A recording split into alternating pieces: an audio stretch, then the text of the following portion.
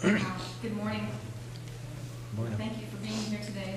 Thank you, Captain Murray, for your kind remarks, and Captain Williamson, who I can't get over calling her that, Stowerman, and she keeps telling me now to call her Lori, and that's very difficult for me to do because of the respect that I have for her, and that I've worked under her.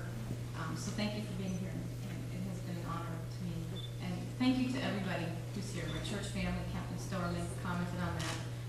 My church family means a lot, and this is the only place I finally came to the conclusion that would mean the most to have my ceremony. I love building one, the old historic nursing building, but this just seemed to be the fit.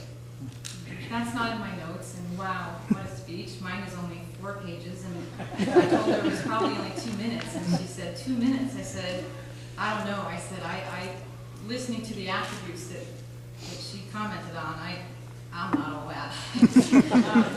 I'm a procrastinator, sorry.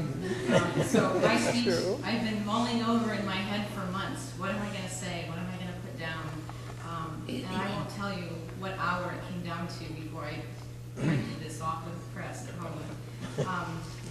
But it's here. So thank you for being here. Thank you for my last minute crew. Some of them, we had some illness, and one of my side boys ended up getting mono yesterday, and so we did some fast action. Captain Murray was very helpful. So it is a privilege to be here today, and it is my honor to have served with you in a church capacity, a family capacity, and a military capacity. So now to my speech, which is very short, like I said.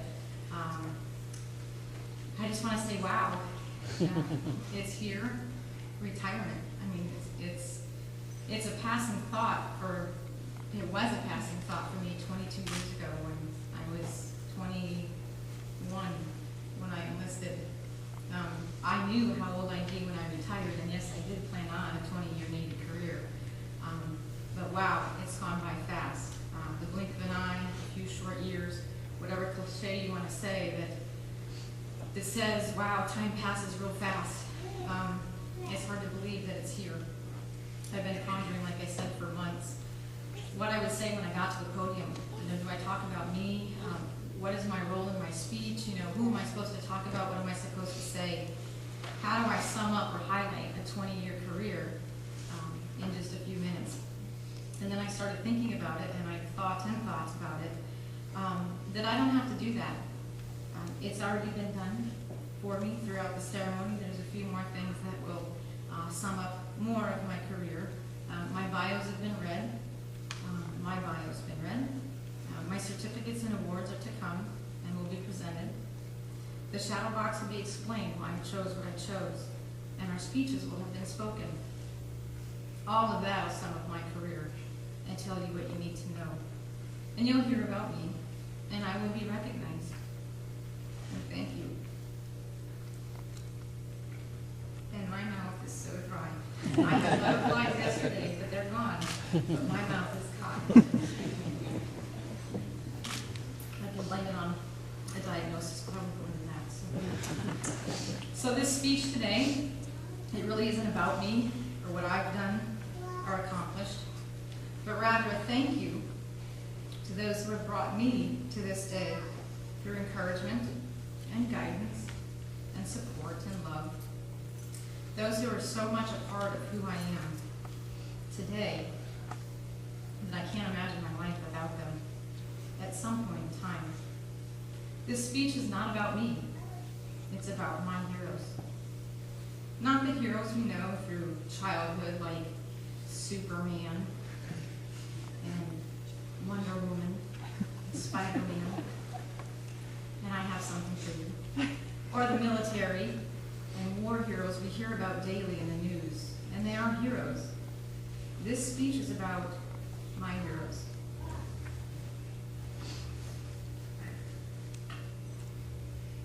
I forgot my squeezy ball.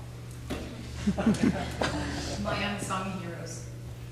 I looked that word up, and by definition, an unsung hero is one who makes a substantial yet unrecognized contribution to something they believe in, something they love, and in my definition, to someone they love.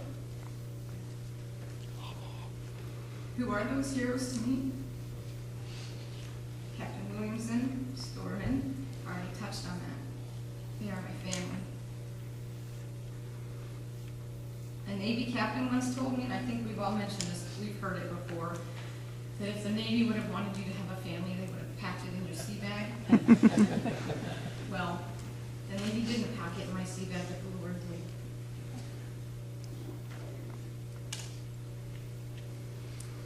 He knew that I would never make it to this day and be who I am today without family. My heroes.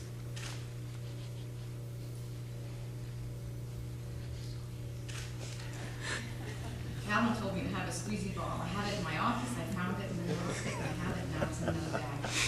My heroes go way back to my childhood, where aspirations of what I wanted to be when I grew up were never discouraged, but always encouraged. Where I was taught the values of honor, courage, and commitment through the daily example of a loving Navy father and a devoted Navy wife and mother. My parents have always supported my career. They were with me at the recruiting office in Fargo, North Dakota in 1990, April 16th to be exact. And actually my brother was there too, and Mike, my husband. And they were at my college graduation, which was also my commissioning ceremony the following year. They were present for the birth of both of our children, Joshua and Caleb, and at Joshua's high school graduation last year. They've loved and encouraged during a very devastating event in my family's life just 3 weeks before Caleb was born.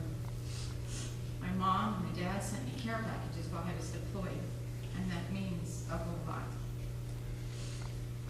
And my dad is here today representing my family and the other members who were unable to attend. Substantial? Yes, in my life, yet unrecognized by others. And remember the definition